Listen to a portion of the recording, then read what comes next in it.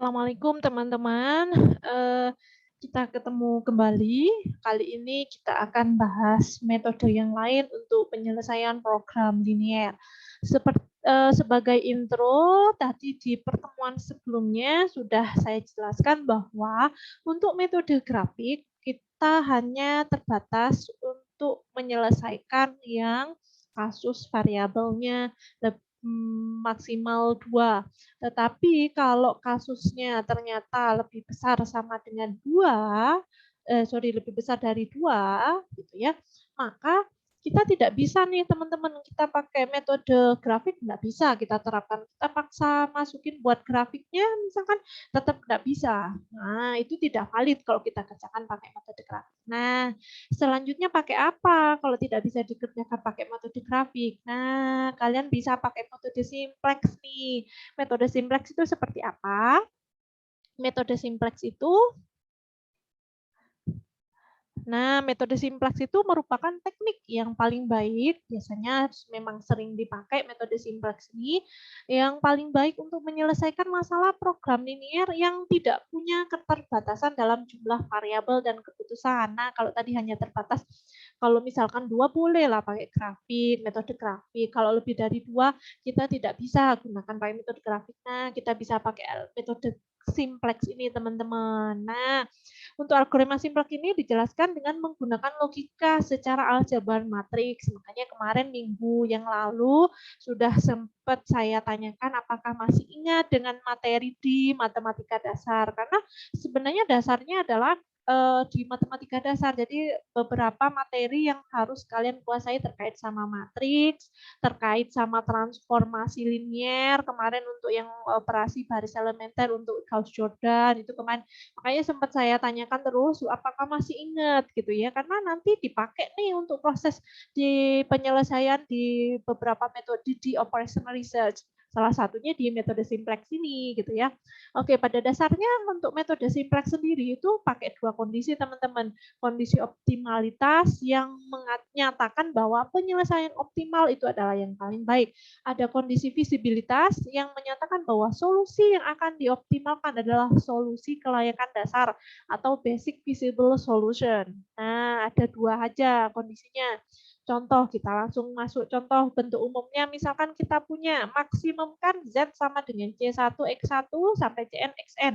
Ada konstannya seperti biasa, ini variabelnya ada variabel sebanyak X N, di sini ada ruas kanannya, di sini berupa bilangan konstan, di sini ada koefisien-koefisien, di sini ada peubah-ubahnya, di sini adalah syarat non negatif seperti biasa. Oke. Nah, kita buat tabelnya dulu. Jadi dari bentuk ini kita buat dulu tabel simplexnya, baru nanti kita akan kerjakan. Jadi kita bentuk dulu variabel dasarnya ini ada Z itu sendiri. Z itu masuk variabel dasar ada Z. Ini nanti untuk S1 ada S2 ada S3 nanti adalah penggantinya. Terus nanti kita masukkan dulu aja sini. Terus nanti ada Z, ada chat.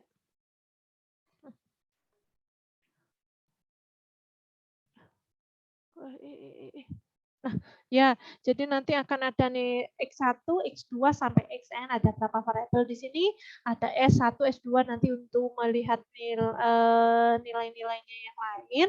Untuk NK ada RHS. RK itu adalah nilai kanan, ya.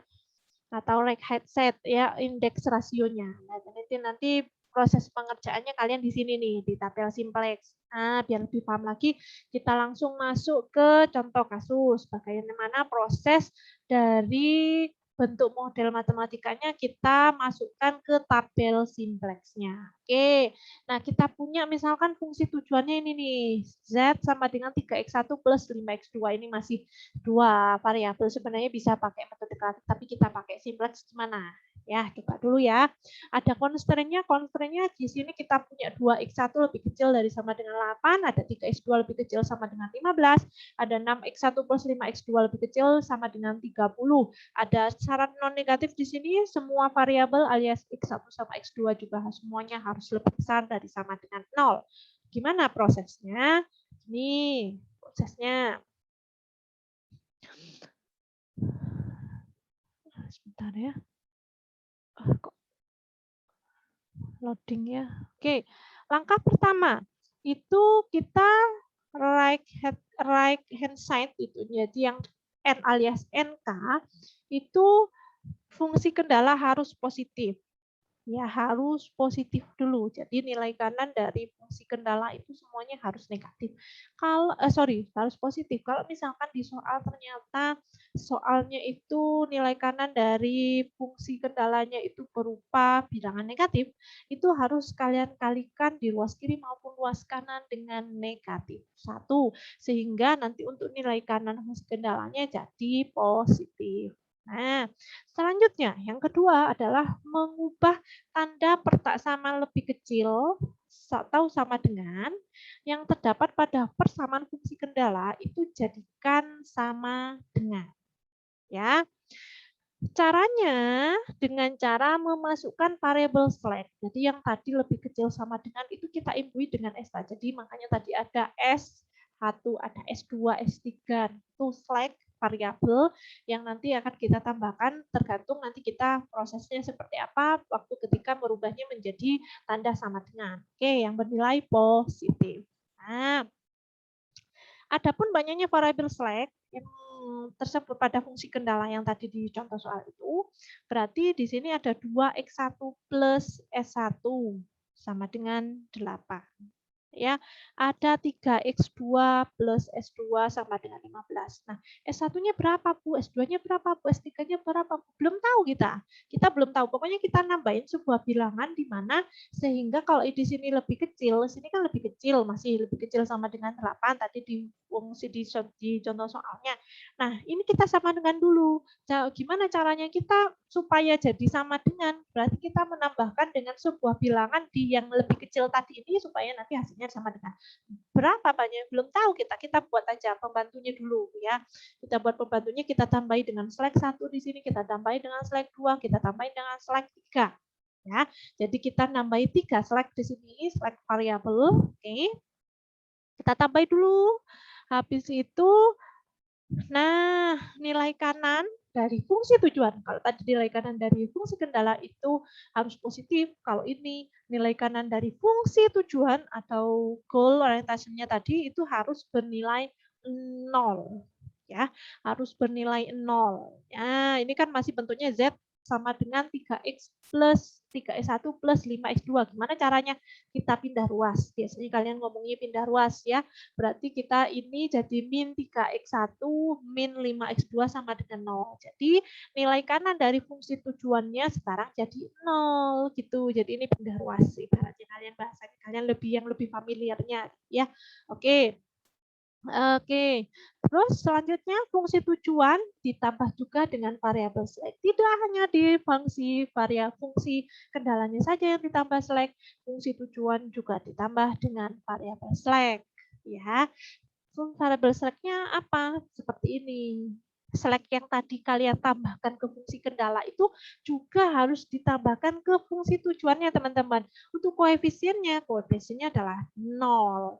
Nah, karena memang fungsinya tujuannya sudah bentuk sama dengan, bukan dari kurang dari sama dengan, jadi sudah langsung tadi yang slack tadi 3 slack yang kalian tambahkan di fungsi kendala, itu kalian tambahkan ke fungsi tujuannya, di mana koefisiennya adalah berupa koefisien 0 semuanya. Seperti ini. Jadi kalau misalkan kalian nambah ada 4 slack, berarti ada 0S1, 0S2, 0S3, 0S4. Gitu ya. Oke, habis itu gimana? Masukkanlah ke tabelnya. Jadi untuk fungsi tujuannya tadi Z-nya variabel. Jadi yang dimasukkan hanya koefisiennya, teman-teman. Oke. Aduh, pencet ya. Nah, jadi sebentar ya. Ini sepertinya melemot apa PPT-nya atau apanya. Jadi ini fungsi tujuannya tadi bentuknya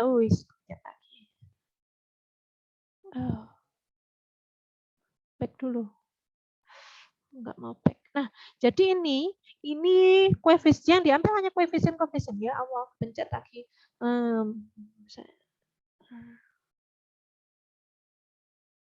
Nah, jadi ini Ini hanya yang diambil hanya koefisien-koefisiennya aja teman-teman. Jadi ada Z, di sini ada 1, koefisiennya di sini ada min 3, min 5, ada 0, ada 0, ada 0 gitu ya. Terus di sebelah sini dimasukkan ke kolom yang nilai kanan. Jadi hasilnya berupa ini. Jadi tadi koefisiennya di Z adalah 1, X1-nya min 3, X2-nya min 5, ada selek 1, selek 2, selek 3, 0, nilai kanannya 0. Ini belum ada, tunggu dulu proses selanjutnya. Untuk yang di kendala 1, di situ ada Z-nya enggak ada 0. Jadi biar enggak itu lupa yang mana Bu gitu ya. Yang di sini loh teman-teman, yang di kendalanya. Oke, di kendala yang di sini ya, di sini ada 2x1 plus S1. Nah, berarti untuk nilai X1-nya ada koefisien 2. Bentar. Koefisien 2 untuk Z-nya kan tidak ada. Di kendalanya kan tidak ada Z-nya, nilai Z-nya. Jadi 0 aja. X2-nya tadi di kendala pertama hanya ada di X1, X2 tidak ada. Bikin 0-nya. Ada S1-nya enggak tadi? Ada S1-nya untuk koefisiennya 1. Ada S2-nya, S2, 3-nya enggak ada. Untuk nilaikannya tadi 8. Sama halnya dengan di kendala-kendala yang lain juga. Masukkan ke sini kolom semuanya. Langkah selanjutnya apa? Langkah selanjutnya, habis sudah masukkan ke tabel simpleksnya, kita lihat dulu yang namanya kolom kunci. Gimana cara milih kolom kunci? Kolom kunci itu merupakan kolom. Kolom loh ya, bukan baris ya. Jangan balik-balik kolom sama baris. Kolom yang mempunyai nilai pada baris Z yang bernilai negatif. Ya, di antara Z di sini negatifnya, yang ada negatifnya, negatif sini ada min 3 sama min 5 di Z loh ya. Di pada baris Z ini dicek kolom-kolom mana yang ada nilai negatifnya. Ada min 3 sama min 5. Diambil yang paling besar, negatifnya paling besar. Di sini adalah min 5. Jadi ini slide 1 kolom ini kita sebut dengan kolom kunci, teman-teman. Ingat-ingat, kita punya sekarang ada kolom kunci. Ya. Habis itu gimana? Kita akan menentukan, sebentar ya, di sini. Kita akan menentukan variabel masuk, entering variabelnya.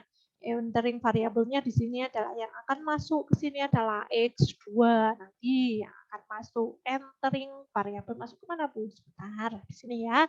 Kita cari dulu selanjutnya baris kuncinya. Baris kunci itu dari mana? Baris yang mempunyai indeks atau rasio terkecil. Nah, indeks atau rasio terkecil.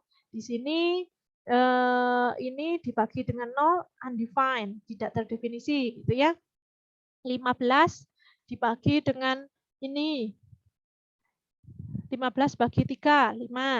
30 bagi 5, 6 ya. Jadi RHS alias nilai kanannya itu kalian bagi dengan nilai kolom kunci tadi kan di sebelah sini. Ini entering variabel tadi ini adalah kolom kuncinya, selanjutnya akan cari baris kuncinya. Baris kuncinya itu diambil dari rasio yang paling kecil. Undefined nggak usah dihitungkan. Nggak usah dihitungkan. Tidak usah diperhitungkan. Jadi yang paling kecil di sini adalah 5. 5 di sini ya. 5 thread. Berarti ini adalah yang namanya baris kunci. Ada kolom kunci, ada baris kunci. Selanjutnya mencari apa? Yang namanya angka kunci alias pivot. Nah, angka kunci itu merupakan nilai di perpotongan antara kolom kunci dan baris kunci. Nah, perpotongannya di sini kebetulan adalah 3. 3 di sini adalah angka pivot.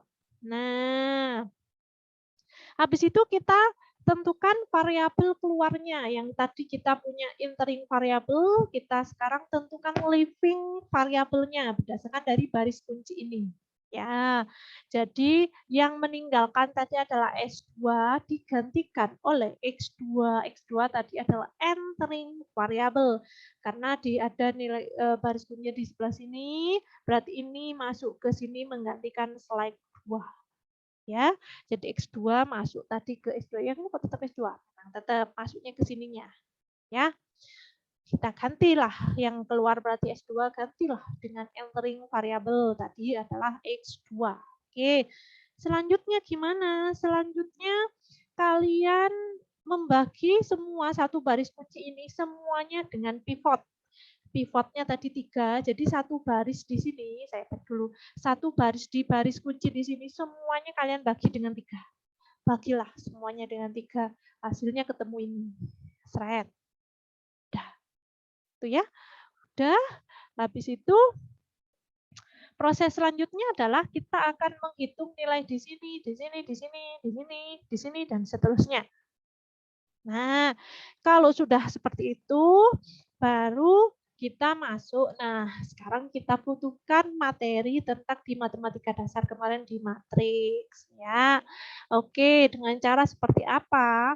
Berarti caranya untuk yang di baris pertama tadi yang di Z, yang awalnya tadi -3, -5, 0, 0, 0, 0 tadi, itu dikalikan dengan -5 kalinya dari variabel baris kunci yang tadi sudah dirubah.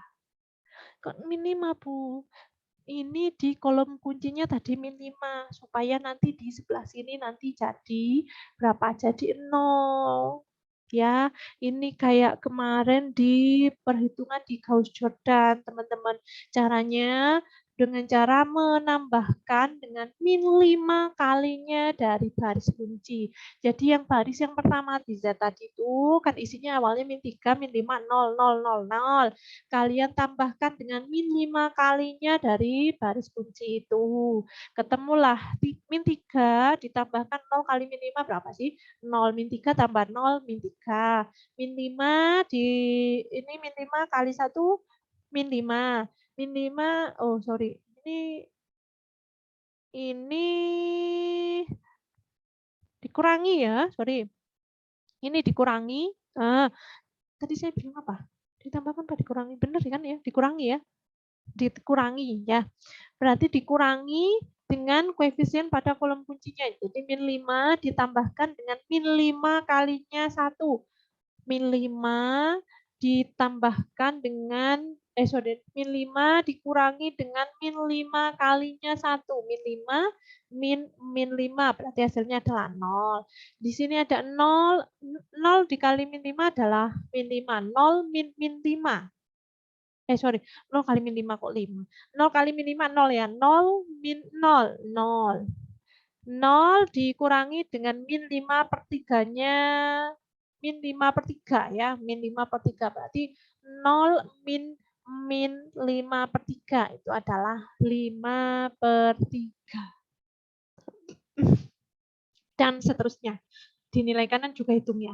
Yang dinilai kanan nggak hanya di variabelnya aja, di variabel kirinya, tapi untuk yang dinilai kanannya juga dihitung ya semuanya.